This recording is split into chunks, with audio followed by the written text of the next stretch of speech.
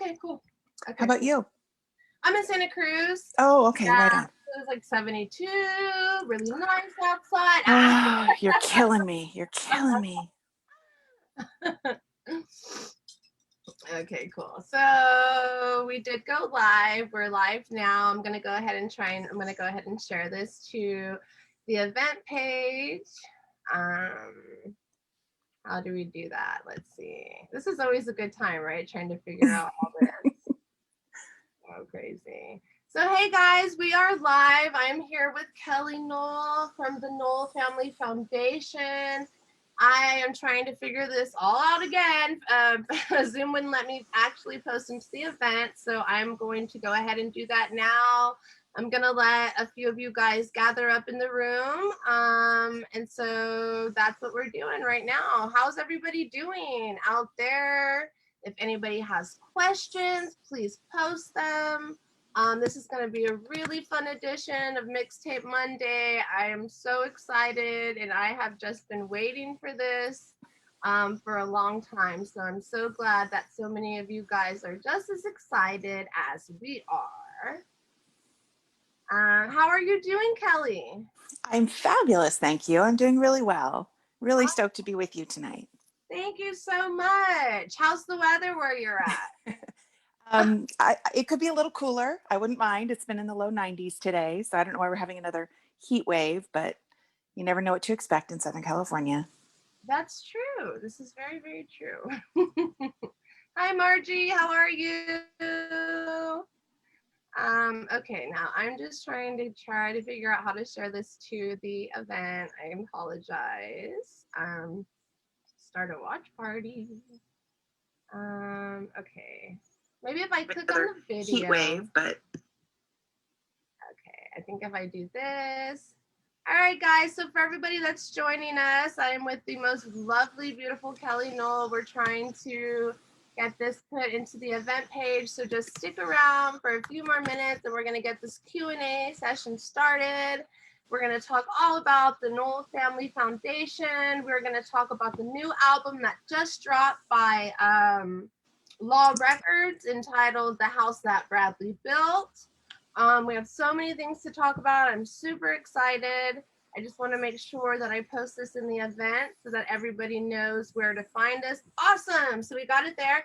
Everybody that wants to reshare, please share this. Please get this out to everybody. I think this is going to be a super awesome interview, and we are ready to have a good time. Are you ready to have a good time, girl? I'm ready. Let's go. Let's go. Awesome. So, Kellie, please tell me a little bit about yourself. Where'd you grow up at? What did you grow up here in Cali? Yeah. We grew up in Orange County and in Long Beach. We spent the younger years in Orange County, and then when our parents divorced, Dad moved back to Long Beach, and eventually Brad and I both followed him. Oh, awesome. Yeah. Cool. So, what was the age difference between you and Bradley? 2.5 years. He was 2.5 years older. Oh, wow. So your Yeah. relationship must have been super, super, super close. We were close. We had, like any typical siblings, sometimes we loved each other and sometimes we hated each other. But I was really fortunate to have him, especially in the younger years. We were really close. Now, did you play any music with them? Well, our whole family was super musical, so we all sort of just grow up playing music and singing, and that we thought that was just normal for family parties, that everybody would do that. And I think it really wasn't until I was in high school that I started to realize that wasn't super normal. So yeah, I mean, I play a little piano. I played the flute when I was younger. I sing, but nothing like him. Like, I've never really had a desire to be a performer the way that he did. But yeah, so just a super musical family, which I feel really fortunate for. Now looking back, I realized how special that was. Yeah, I was looking at a few of the YouTube videos that are available online about the foundation, and I was listening to your father, sort of talk about, growing up in a musical household. And then I was listening to Bradley's son talk about the same thing, how your father was just really responsible for kind of, putting music into your brains and kind of like really allowing you to follow your dreams, or allowing. Yeah. Yeah, he's super musical too. In fact, he and Jacob do a track on the new album, which is amazing. And so I think it was just a very natural thing for Brad to go into music because we just always grown up around it. And of course, when I was younger, I thought for sure my dad must be the greatest singer on the planet. I didn't understand why he didn't have a record out. I thought he was just so great, which obviously I still believe he's incredibly talented.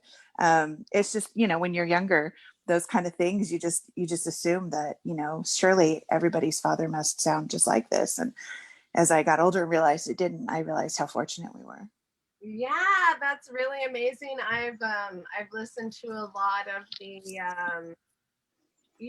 the podcasts and the different types of things that Bradley did in earlier years, and he always, thanked your father for, like, I guess he took him down to Jamaica, I think, and kind of introduced the music to him. Is that He did. I think it was around when Brad was like around 11 or 12. They took a trip down there, and we grew up sailing. And so at one point, my dad had taken quite a few trips down there, and he took a trip with Brad and some cousins to Jamaica, and they rented a boat and sailed around. And that was I think it was a real turning point for Brad because he experienced a completely different kind of culture, but one that was familiar because it was surrounded by music, and he really related to it. It really resonated with him, and I think that seed was planted inside him. that is amazing. And so, did you not go on the Jamaica trip? No, I didn't. I must have been like 8 years old, and I'm pretty sure they didn't want to deal with an 8-year-old on a sailing trip around the Caribbean. But I can't say I blame them really. But yeah, no, I was not on that trip. I did go on other trips, but not to Jamaica. I've never actually been. Oh, wow. And so I mean, obviously now talking about it, it's a little easier, I suppose, as time goes on. I mean, obviously they say time heals, and time really doesn't heal. Time is just time. It just gives you Exactly. more time to kind of process things. But Yeah. how does it feel, like, knowing, you grew up with this, like, your brother, and then all of a sudden, he's like this household name, and everybody knows who Bradley Nowell is, and everybody knows who Sublime is, and like the untimely, his passing, his first album hadn't even been released yet. Am I correct? Yeah, they had released two albums independently. They did 40 Ounce to Freedom and Robin the Hood. And then the self-titled was their big major label album. And he passed away a couple months before that was released. Yeah. But I don't think I'll ever completely kind of come to terms with him being so well known because I still just think of him as my brother. And so it's every time I hear a song on the radio, I still freak out. And every time I see someone wearing a T-shirt, my kids will like hit each other, like, look over there, someone's got a shirt Oh on. my Yeah, I goodness. get super stoked if I see a bumper sticker. And I still remember where I was the first time I ever saw a Sublime bumper sticker on someone's car other than our families. So yeah, it still trips me out, if I'm talking with someone and the subject comes up and I say, well, have you heard of the band Sublime? It's like, yeah. So I don't know. It just it's still weird to me. And I'm not sure why, but after almost 30 years, I'm kind of giving up on getting used to it, I guess, because Oh my it's god. just, yeah, it's just all still really cool to me. And of course, there's that element of sadness that he's not here to really appreciate that. He saw some level of success, but not nearly, what happened afterwards. And so, it's really a shame for him and for Bud and Eric and Miguel and all of them that they really didn't get to enjoy what they created together. But yeah, I think it's amazing that people still remember every year on his birthday or on the anniversary of his death. It's just so really overwhelming to me that so many people remember him and miss him and express how much they love him. And so that is a huge gift for me. And as you said, I've heard, that time heals, and I kind of have come to that same conclusion. It does not really heal. You just learn how to get used to it. You learn how to live without that person or, whatever. And so um, I try to take the fact that his music still exists and that there's so many people that love it as a gift, and appreciate the fact that even though he's not here, there is a piece of him that still lingers, which is really cool. And just for me, I mean, yes, he just lives through the music, like his, Yeah. everything. That's, I think, is what's so special. Also, I think I had a trip where I was going to go pick up my son in LA, and it's probably like a 6 hour drive. And I was just listening to, I think it was, I don't know, it was like some discography on Sublime, but it had like a lot of like, they're like, when they were doing like just live shows and like just interviews, like when they were playing shows with like the Ziggins and like stuff like this. And I just remember that feeling of like, wow, how special there is that he has so much of this material and so much of like Mm. talking and being able to still have that and appreciate that. Yeah, you're right. It is very cool. Very cool. So, he went to UC Santa Cruz the first 2 years he was in college. Did And he I really? used to, yeah, yeah. So I used to drive up there to visit him. I did that probably 4 or 5 times at least. Um, yeah, maybe more. Anyway, yeah, when you said the 6 hour drive, I'm like, oh yeah, I know that drive well. But yeah, I had just started driving. And so I was eager for any excuse to get behind the wheel. So yeah, I would visit him quite a bit, and it was fun. It was a lot of fun. But he loved it up there. He Oh really did. wow, I had no idea. So did you go to the boardwalk and all that fun stuff? We sure did. Yeah, he took me all over. Did you know that Killer Clowns from Outer Space was filmed at the boardwalk here? I did not. That's quite a bit of trivia. I had no idea. That, and also the Lost Boys. You probably know Oh, about the Lost Boys, but yeah, I loved that movie. That's a great movie. I did know that was filmed up there. Yeah. yeah, I love that movie. But Killer Clowns from Outer Space was always like one of my favoriteest movies of all time, and I had no idea that it was filmed here. And it's like all of a sudden, Oh, I'm living here, and it's oh my gosh, it's so funny. But are yeah, you well, originally from Santa Cruz? I'm actually originally from Texas. Oh, okay. Wow. Yeah, I'm from a little small town in Texas, in South Texas, and then I did AmeriCorps for a while, and I worked in Austin Oh, at the nice. at the food bank there, and then I did a little trip, and I ended up in Santa Cruz. I was just supposed to take like a month trip, and I literally came to Santa Cruz, and here I am, like 10 years later. That's awesome. I don't blame you. It's a beautiful spot. Yeah, it's super. Every place has their like good and bad things about it. Sure. But I just love it here, and the neighborhood and the people, and really the weather. Yeah, don't rub it in.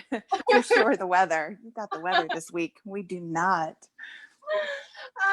So for all of you that are joining us, obviously I'm talking to the one and only Kellie Nowell, who is a part of the Family Nowell Foundation, and we'll be getting into that here soon. Talk all about that amazing organization that helps musicians that are struggling with addiction. And I welcome you guys to please drop any questions you may have for Kellie in the comment section. I want to be engaged as much as possible with you guys, and it's just really special to have Kellie here with us. So I really hope that you make her feel very welcome, and just let's show some love. Um, so tell me a little bit about the foundation, and maybe for the people out there that don't know about the Family Nowell Foundation. Yeah, about 3 years ago, we decided to start the Nowell Family Foundation as a way to help people in the music industry who are struggling with addiction and maybe don't have the resources to get the help that they need. And the whole idea it's something that different people have kicked around for years, but had never really happened. And then while my nephew was in a recovery program, the subject came up again with Todd, one of Brad's good friends when he was younger, and that was kind of the beginnings of it. And so my dad is the chairman of the board, and we have, in fact, an incredible board of 12 people right now who are a mixture of people in the music industry, people in the recovery industry. So we're super fortunate to have a great combination of people heading up the board.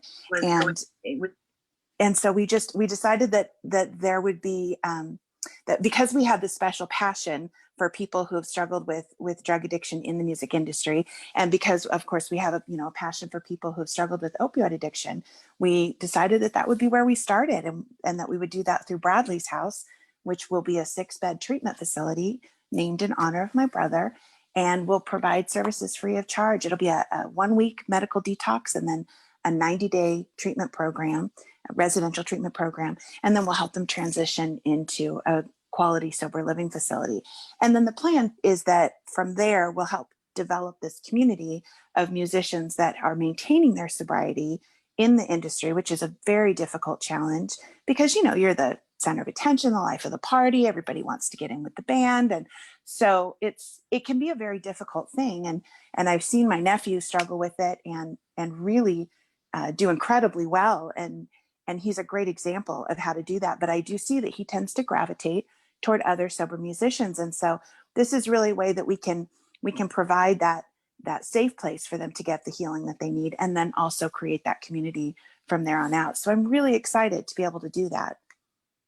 Yes, I was telling everybody like I was telling you, I went on here earlier to try to test this whole Zoom to Facebook thing because I've just been having problems with it. And I was kind of mentioning that, like I struggle with addiction on a daily basis. It's, very hard. And, just starting from a young age, just seeing, a lot of people grow up with it in their household. And Mm-hmm. then, it kind of just carries on. And then, yeah, especially when you're a musician and you're at the bar and you're partying and everybody wants to buy you a drink and everybody wants to buy you a shot. And then, it goes from one thing to the next thing. And, I've been very open about, my addiction and trying to just like stay sober and, take it one day at a time. And it is very, very, very hard, and it is very hard to do it on your own. So when I read that you guys are working, towards, helping musicians, that just really struck a key in my heart, obviously, because so many people need help and they just don't know how to talk about it because for some reason it's become a taboo subject. Yeah. And I hope that that's one thing that we can really help to change, because everybody struggles with something. Nobody's perfect. Nobody has a perfect, easy life. We all have challenges. So by pretending that everything's okay, we're not only doing ourselves a disservice, but we're doing other people a disservice. So I really think by normalizing it, by talking about it, by making it, so much more out there and in the open, it really helps people feel empowered to get help, which hopefully is something that we can help to do as well. So I'm really, I don't know, I'm really excited about being able to get that out in the national conversation and get just people talking about it, because I think that we can have a lot more impact if we can be super open and help other people. Absolutely. It kind of reminds me of how, mental health used to be a really taboo subject. And, Yeah. nobody would like talk about, seeking any kind of like therapy or, it was all just hush hush. And then, I feel like within the past couple of years, there's been a huge reflection on people talking about mental health and mental health awareness. And yes, it does exist. Hello, we're humans, we have brains. Like, Right. it's Exactly. very important to take care of the things that Right. control you and your body. And I think drug addiction goes right along with mental health because, I mean, a lot of people are just struggling inside and are hurting and they don't know how to get that out. And sometimes drugs just seems like the easiest thing to kind of numb your feelings and numb your pain. And, oh, if I just take this, then I won't have to think about that. But then when you wake up the next day, your problems are still there. And so then you just keep repeating the habit. And I think Absolutely. that's what's so important is to teach people the skills and give people the resources that they need to understand that yes, you can wake up and it can be a brand new day and you can work on your problems from the inside out.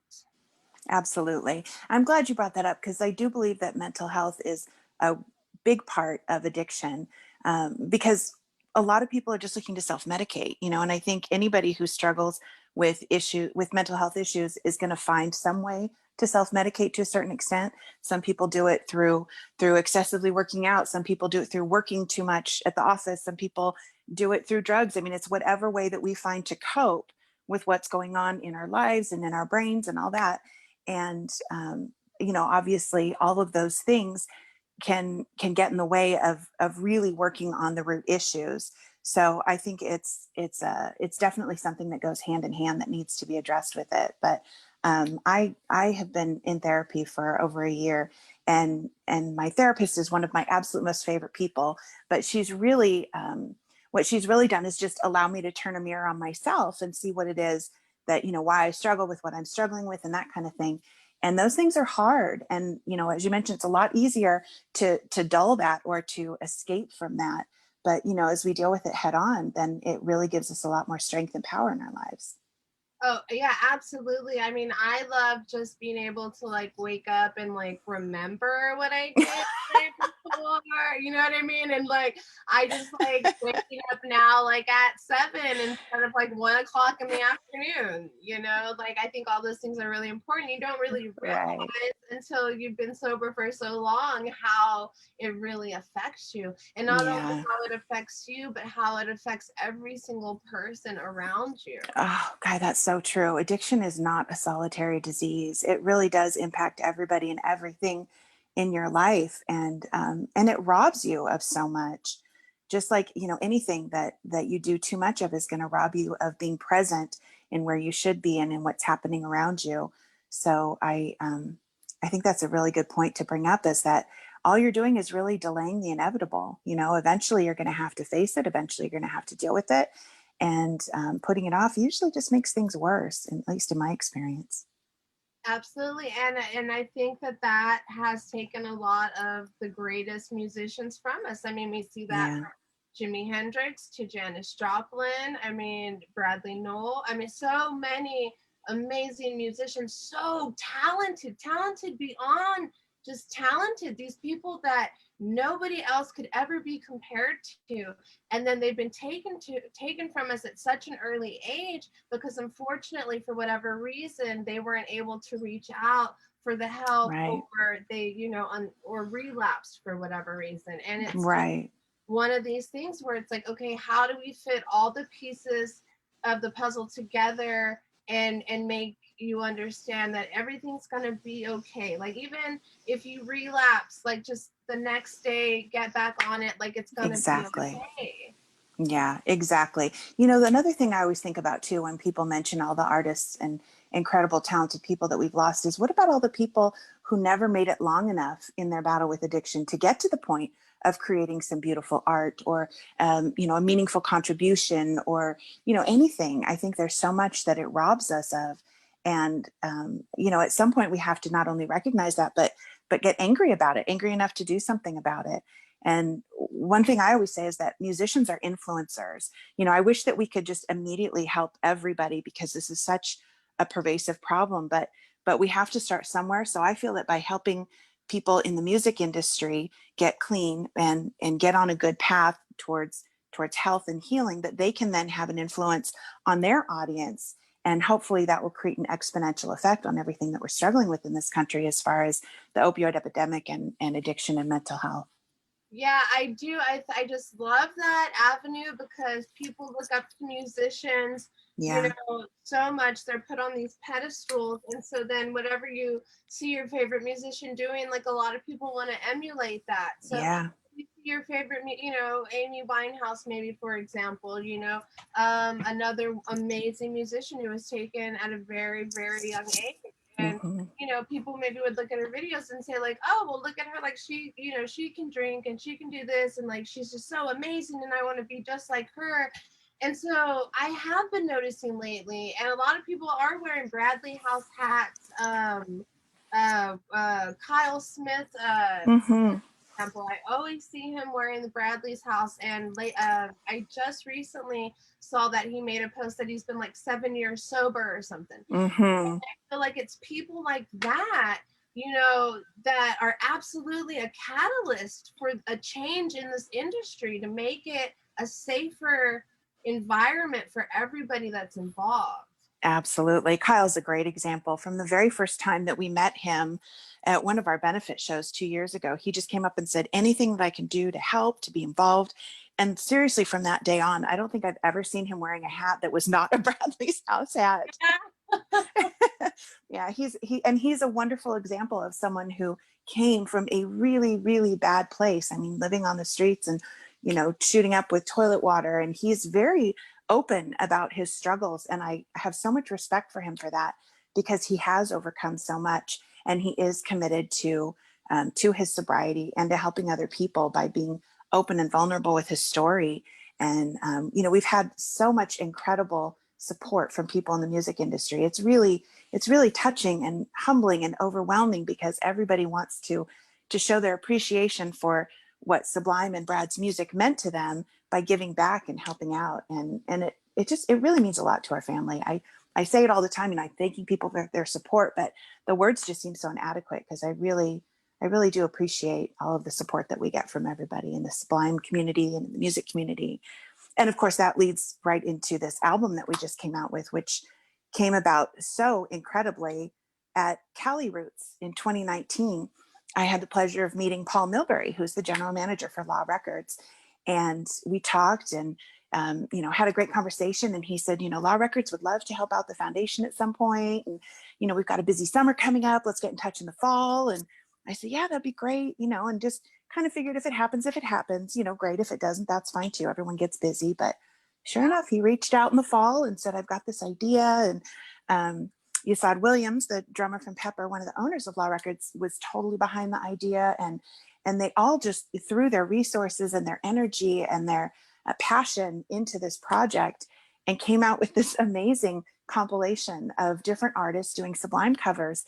And I mean, quite honestly, just every time he would send me samples of different recordings and stuff, I'd have tears in my eyes. Like, I cannot believe that these people want to do this and record these songs and donate their time and their performance. And it's really been a phenomenal experience. And as I mentioned earlier, super meaningful that my dad and my nephew did a duet on there. They did Rivers of Babylon, and that came out beautifully. And Oh my gosh, yeah. I need to buy the album. I actually when I got to play a couple of shows with Bonalia, and we got to Oh, I love her.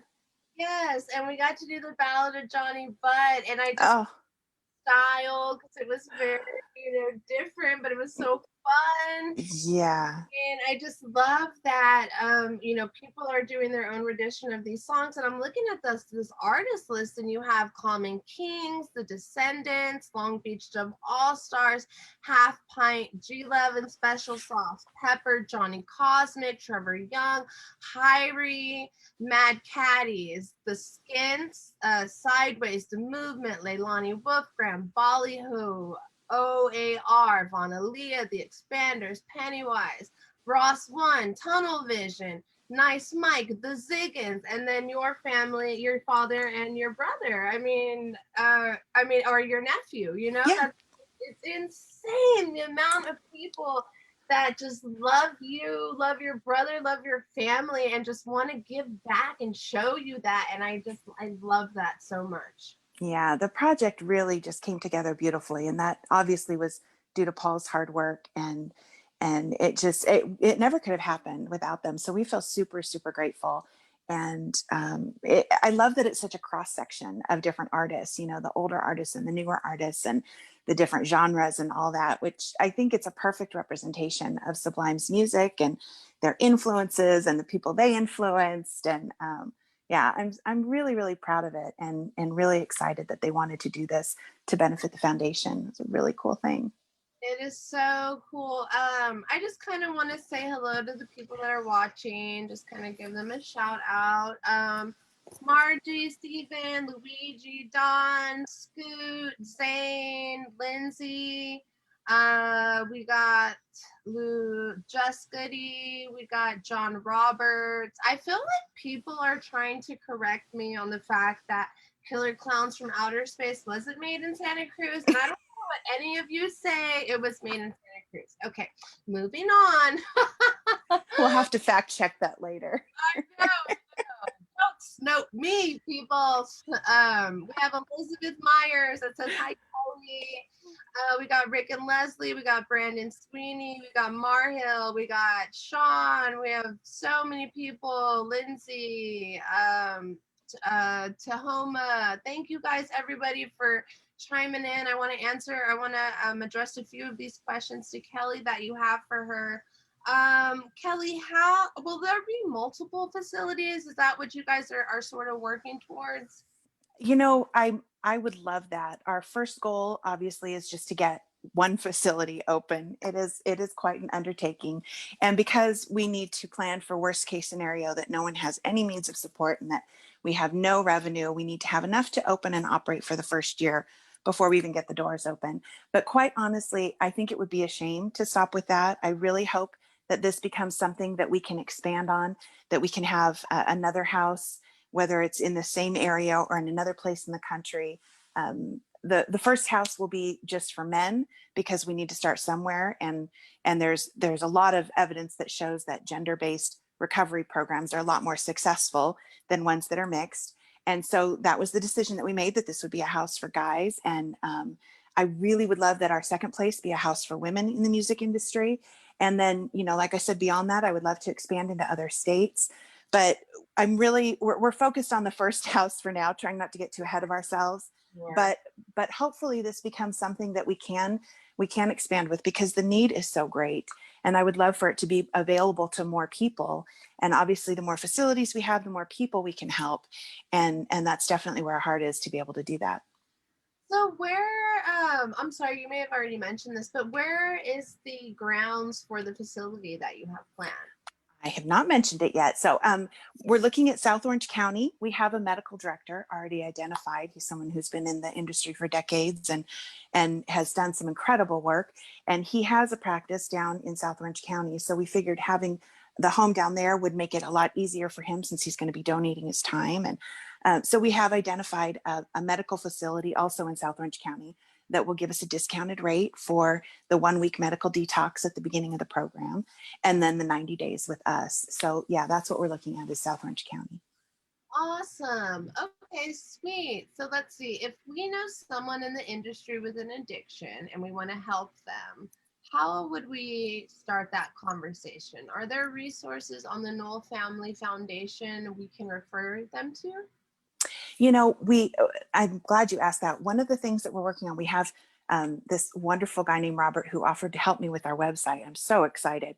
But there's a lot of things that I'd love to be able to do on our website, and offering resources is a big priority. So prior to that, obviously we don't have that up yet, but he's been working on it, and hopefully it'll be up soon. But I have received a lot of either Facebook messages, Instagram messages, emails. We have an email address for people to reach out to us on our website, which is info@thenowellfamilyfoundation.org. And anytime I hear from somebody who either has a need or has someone that they know in need, we always connect them with resources. So we have, like I mentioned, a few people on our board who work in the recovery industry and have been really gracious enough to provide us with lots of different resources that people can reach out to in their areas. Some for people who don't have the financial means, and others for people that maybe have insurance. But I do feel like that's a big part of what we can offer right now until we have Bradley's house open. And even, once we do get it open, but being able to provide referrals to quality programs, because sadly enough, there are a lot of programs that are not real scrupulous, not real above board. And so I think it's a really great thing that we can do even before we have the house open, to be able to give people a direction to go to, and to be able to reach out for that help, whether they have the financial means or not. That hello, musicians. How much money do we really have? And I think that's part of the problem too. You know what I mean? Exactly. We're all people trying to fulfill these dreams that ultimately some people can accomplish them, and some people just get stuck in this industry where you're not appreciated and nobody wants to pay you, and you're living, gig to gig, and sometimes that is stressful in itself too. And it's hard, and that can lead you down a path of drugs and alcohol. It's like this what am I trying to, like a circle, Vicious cycle. a cycle, exactly. Yeah, no, it's true. And that's something that I've been asked about is, why are you offering this to musicians? They have plenty of money and can make it, go wherever they need to go for help. We're not looking to help the Britney Spears of the world. There are plenty of places out there that can do that. What we're looking to do is help the people that can barely scrape enough money together to pay for the gas to get to the next gig. The people that, are struggling financially and struggling with addiction and need help, but are so fully invested in pursuing their dream of music that they don't have the means to get help. And that's really the kind of people that we're looking to help through Bradley's house. That is so amazing. Okay, next question from Luigi. How do we help expand the reach of this foundation? What can us as fans / musicians be doing to help promote this cause? Oh, that's a great question. And I think I know the Luigi that's coming from. So many of the names that you said that you were reading off when you were saying who was on, I recognize. So thank you guys all for tuning in. But the two biggest things that we need right now are exposure and money, quite frankly. So, because this is a nonprofit, we're always out there looking for people who maybe have been impacted by addiction, or maybe they've lost a loved one, or they have a passion to help people in the music industry, or maybe someone who has absolutely no connection to it, but maybe has been impacted by music in their own life. And they're looking to make a tax deductible donation. And we did get our 501c3, so we can offer, a tax deductible receipt. So that's one avenue that we're looking for.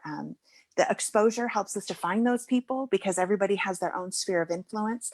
So I really feel like, if people that don't have the extra income to give can help spread the word and get the word out, because you never know where those people are. You never know where those opportunities are going to come from. And just like it was, such incredible serendipity that I met Paul at Cali Roots last year, I think that a lot of things are going to continue to happen that way, because you can't always plan how these things are going to go. So I think it's really cool that as the word gets out more and we meet more people and make more connections, that we are finding more people that want to be a part of it and do something really great. In fact, a couple of months ago, Yasad from Pepper introduced me to a guy that he knew who's a Major League Baseball player with the Pittsburgh Pirates, Joe Musgrove. And he had this opportunity where he was doing a collaboration t-shirt with Uplift Apparel, they're a great clothing company that just shares positive messages and all their stuff. And anyway, he was doing this collaboration shirt with them, and one of their goals was to share a portion of the proceeds with a charity. So I had a conversation with them, and he said, I love what you guys are doing, and I'm a Sublime fan, and I'd love to give back. And so they donated the charitable donation from the proceeds of the shirt to the foundation. So just all these really cool things that I never could have imagined or predicted. And we feel so really fortunate that there's so many people that want to be a part of it. Like I said, because they've been touched by Sublime or touched by music. And so, yeah, it's really cool. And it's really a grassroots effort. We alone can't be the ones getting the word out. We need help with that. And so that's a really big part of the help that people can be, is by getting the word out, because you never know where it's going to come from. Exactly. Just every opportunity and every, chance that you get Yeah. to talk about the organization. And, all you guys at home, just, share away, man. Share, our talk and the links for the foundation, or make a donation button. There's so many things that so many people can do. And it doesn't always have to be you donating money. Maybe you have friends who have money. Someone's got it. Yeah, somebody's got the money out there. That's so funny. I was trying to find the donation link on your thing so I can post it on the okay, it's a PayPal. Okay, got you. So I can post it on the site. Somebody was asking where the donation button was. Thank you. Yeah, they can send a donation directly through PayPal to info@thenowellfamilyfoundation.org. I think it's the longest URL in history. I apologize for that, but it is long. But yeah, or there's a donation link on our website, thenowellfamilyfoundation.org. There's a donation link on Facebook. Of course, tomorrow. I found one right now, and I just dropped. Oh, awesome. Okay, we're going. Tomorrow is Amazon Prime Day, and so our director of social media put out a message today about how people can change over their Amazon Smile so that they're benefiting the foundation. That's a really cool thing to do. Really? Yeah. So Amazon has this program. Have you heard of that? Smile.amazon.com. And it's the same Amazon, but if you go through there, you can designate a charity to receive a portion of the purchases that you make. And so, yeah. So we're encouraging people to do that, especially with Amazon Prime Day coming up tomorrow. And yeah, there's just lots of little ways. We do have merchandise on our website. We have t-shirts and hats and hoodies and socks. And the socks are incredible. In fact, up in Santa Cruz, up near Santa Cruz is where Merge 4 is located. And they're this awesome sock company. Oh my gosh, they're so great. And they reached out to us and asked about doing a Bradley's house sock. And we thought, oh, that would be fabulous. Yeah. So we've had those for a couple of years, and those are awesome. Not only are they phenomenal socks, but they just turned out beautifully. And now they're working on a sock for us for the album for the house that Bradley built with that artwork that was done by Justin Oltesvig. He's such a great artist. So he did all of that album artwork for us, and they're going to turn that into socks, and that should be out, I think, in January. So I'm super stoked about that. Wow. Yeah. So that actually brings me to my next question from Mm-hmm. Vinny Maroney. Yes, I know Vinny. Says, hi, Kelly. Hi, Vinny.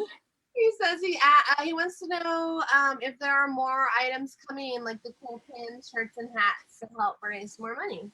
Yes, in fact, so this whole world of pins has become it's all new to me, but apparently this has been around a while, and I'm just catching up. Sorry. Yeah, but anyway, so a good friend of ours, Tony Bailey, who is now our director of promotions, because he has all these amazing ideas, said, how about if we did a pin? I'm like, oh, that would be so great. And then another good friend of ours, Steve Jackson, came up with these Bradley's house pins, and Tony's coming out with the Nowell Family Foundation pins, and all of these guys are just donating all the proceeds to the foundation, and it's been really cool. I'm so excited. So Tony has like 5 different pin drops that are going to be coming. And so we've got all kinds of stuff coming up in the next few months they're going to be really fun. So yeah, lots of new stuff. I'm sorry, what was that?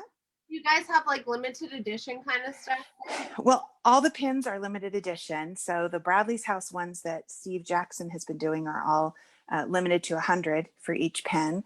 And the ones that Tony just did for the Bradley's house pins, I believe there's 75 of each style. Yeah. So they're all limited edition, which is really cool because and they're numbered on the back, so once they're sold out, they're gone. We do have all the black merch that we have on our website, I think is probably something that's going to stay. It was originally intended to be limited edition, but we all love it so much and everybody loves it that I don't think we can get rid of it. So what we do have at about this time last year, I got a bunch of the white shirts made with the color Bradley's house logo. And that logo was done by Opie Ortiz. He did such a phenomenal job. And so we had a bunch of white shirts with the full color logo printed so that we could sell them at the music festivals and events that we went to this year. But that didn't last very long. I was just about to ask you. So is that something, have you been able to like really go to any events? I see that things are kind of opening back up a little bit. Yeah, we'll see. We haven't yet. The last we did was in February, but fortunately our February was crazy busy. We had the One Love Music Festival in Long Beach. We had Arizona Roots in Phoenix. We had a Bad Fish show that my nephew's band Law opened up for. We had, got to check out Audic Empire that month. So like February was a crazy busy month for us. We got a lot of stuff done. And then, of course, everything closed down in March. And so we're really looking forward to next year. I know for sure we'll be at Cali Roots next year in May. And we're looking into potentially being at Reggae Rise up in Vegas. So yeah, as things start to open up, we're really excited to be able to be a part of it. I mean, I'm sure okay, so when was the organization established? July 2017. Okay, so it's fairly new. Yeah, because I was like, hey, dude, you guys are probably about to like blow up. Like this literally should be in every city in the United States. I mean, it should be in Austin. It should definitely be in LA. It should be all of these places where there's a saturation of musicians and that really just need the help, and even the resources and it's so awesome that you do have online, resources that people can like reach out and ask you for, different help and but I think it's so important to, really reach out to the musicians because a lot of times it's just like, and of course, homelessness is a real problem, and but a lot of times people just think it's like a homeless problem or situation, and it's like, no, it's me. It could be you, your neighbor, your mom, exactly. dad, whoever. we're all just human beings, and at the end of the day, we all just want to be loved. And for whatever reason, there's something that's keeping, a person with addiction unable to love themselves enough to stop that. Yeah, I think it's a real disservice that we do to ourselves and others by thinking that our situation is unique, because while everybody's circumstances are different, I think the core issues that we all deal with are very similar.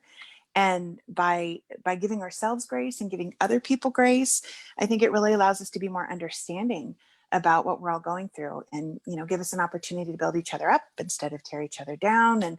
And there's so much need for that in society in general, and definitely in the music industry as well, where people can have a huge impact on other people, whether it's a kind word or something encouraging, or just letting people know that they're cared for and loved, because mental health is very isolating and addiction is very isolating, and we tend to feel like we're the only ones experiencing it and nobody understands. And if they knew what we really felt or what we really thought, that they would reject us or something like that. And I think it's really quite the opposite, that the more we're open with other people about what we're struggling with, it gives them the opportunity to say, oh yeah, I feel that same way. You mean that's not that unusual? And once we shed that light on it, then sometimes the lows aren't quite so low, or we don't feel so hopeless.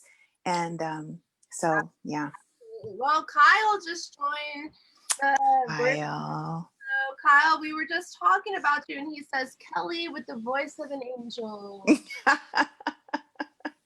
Thank you. We're just talking about how amazing you are, Kyle, and how much respect that we have for you and for what you're doing for the reggae community, and not just that, but just musicians in general, being so open with their sobriety.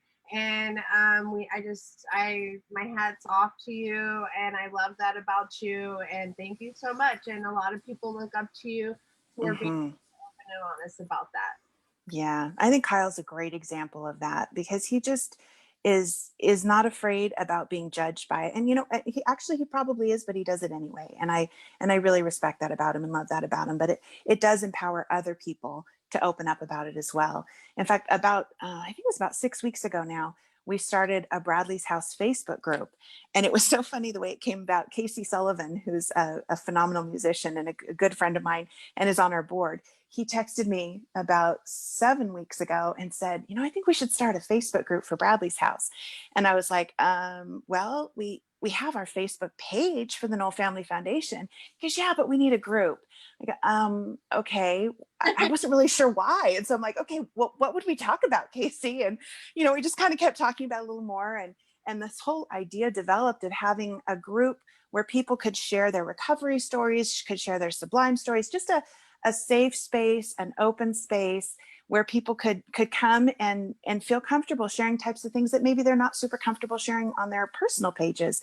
And so like, okay, well, let's give it a try. Maybe we'll have 25 people on there if we all get our friends to join. And anyway, now there's over 1,500 people in there. And it's so inspiring every single day. I can't wait to get in there and read the stories that people are sharing, and it gives so much hope, and it's so much relatability, and things that really show that we all struggle with similar things, and it's just this general human condition. And I find the group really empowering, and I think it's a really good first step and a great model of what we're trying to create through Bradley's House.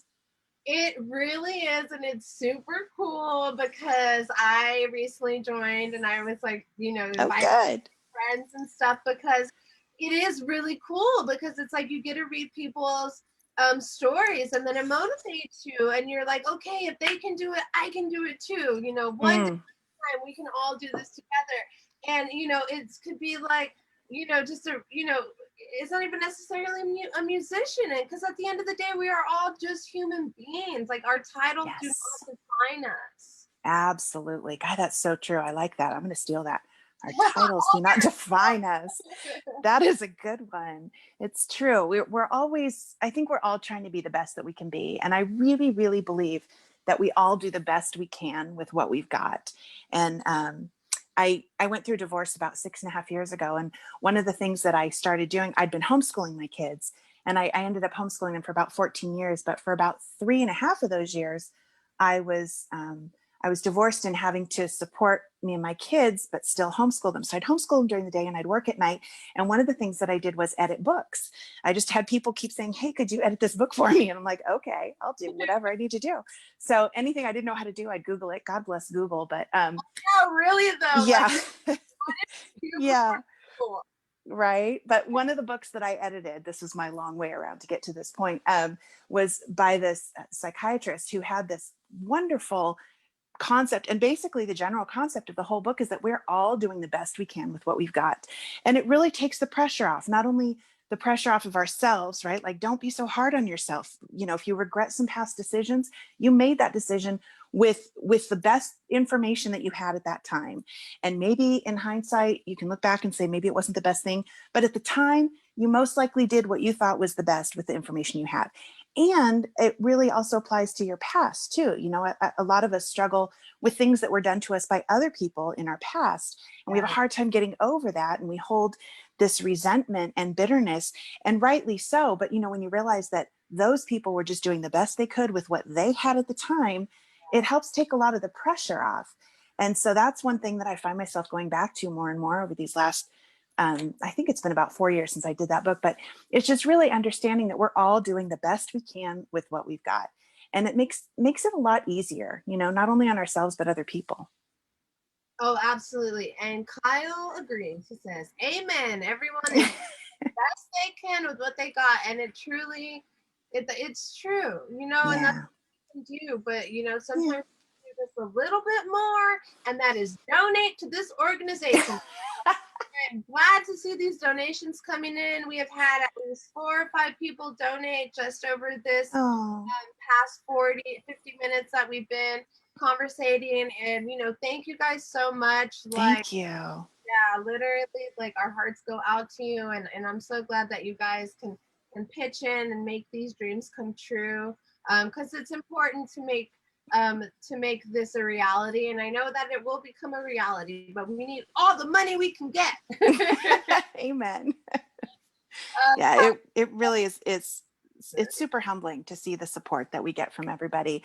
And you know, big or small, I really do truly appreciate everything, because, you know, sometimes the $10 that someone gives is just as meaningful as the $1,000 someone else gave. And so it's just the fact that we're all doing it together. And like I said before, this is totally a group effort. It's very grassroots. It's everybody pulling together and making it happen. And I think that that's very Sublime-esque. And I think it's really something that Brad would have been stoked about.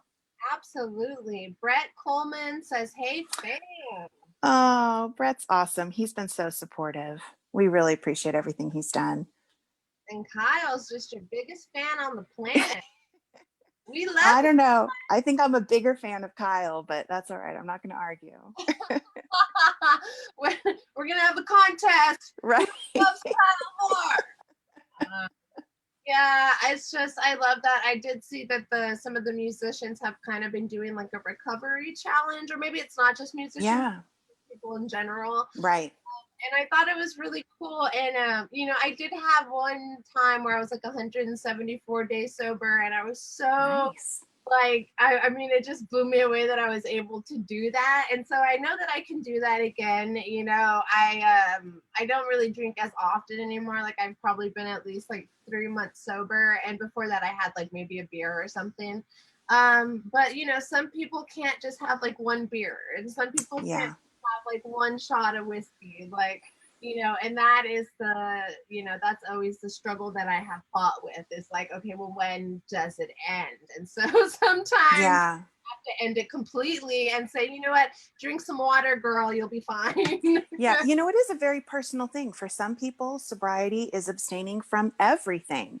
For some people, their sobriety can involve certain substances that they know are non-addictive for them. But it's really just knowing what works for you, and giving yourself the grace to, you know, sometimes you may relapse. That's okay. It's what you do the next day. It's what you do, you know, the days after that. You just keep trying, because for as long as we're here on this earth, we just have to keep doing the best that we can with what we've got. And so, you know, I think just finding what works for you is the key. And sometimes it's a matter of choosing the lesser of two evils, you know, and other times, and it might just be different times in your life. It might be for different people.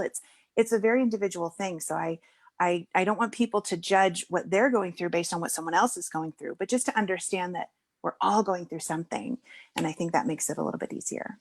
Oh, yes. I mean, and especially this year, it's been crazy. Like, I am so glad that I'm not drinking this year, or, I've really toned it down Mm-hmm. because, like, it's just so many. I feel like I know me personally, I've just been battling so many, like, outside things that I don't really have force over, but they are impacting me. And I just, Mm-hmm. I would be drinking during this time, I would definitely, like, be going down a black hole. Yeah. It's Yeah. times like this that I really do appreciate. Okay, you can be sober, and then I just really put, my art and my energy into creating music, into helping other people. I really am a huge. I love to support other people and really support other musicians because I feel like sometimes musicians are putting themselves on pedestals and some people don't want to support other musicians because of XYZ. And I just really like to put all my love out there and I just want to support everybody. And it's like, that's so much more rewarding to me than drinking a beer.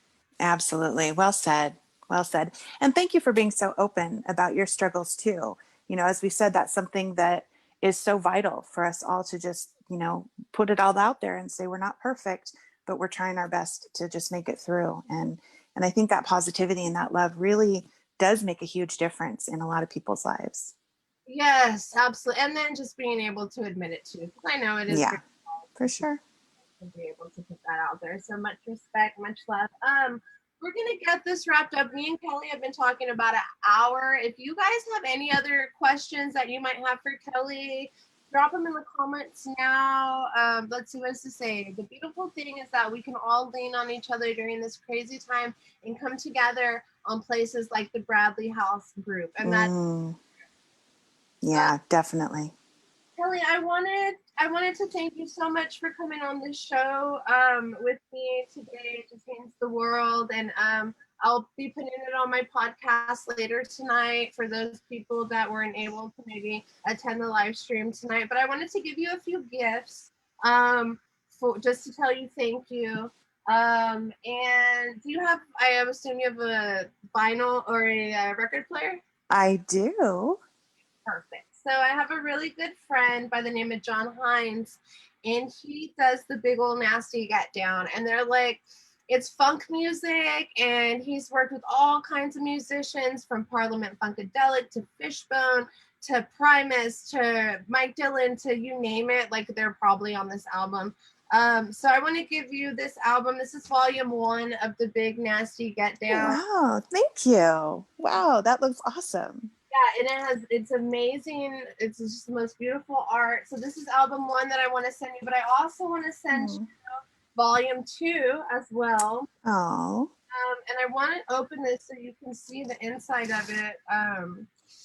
It's a beautiful, beautiful, well put together, just like the art and everything. And the actual album is like inlaid with bronze.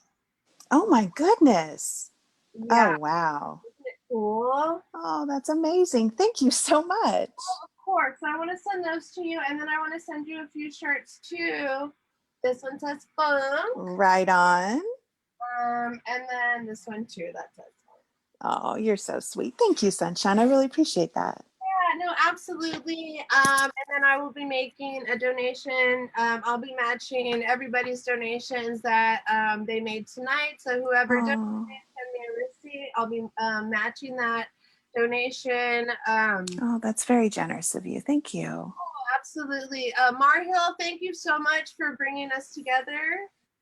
Definitely.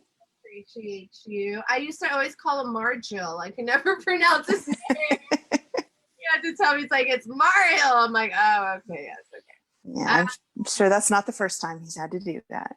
okay. But yeah, we've been talking about an hour. When we're done here, I'm gonna go ahead and drop. Oh, Zane says that we're gonna send you a Just Goody shirt too. So I work with Just Goody outside of San Diego. So we'll send you some gear too for you to rock.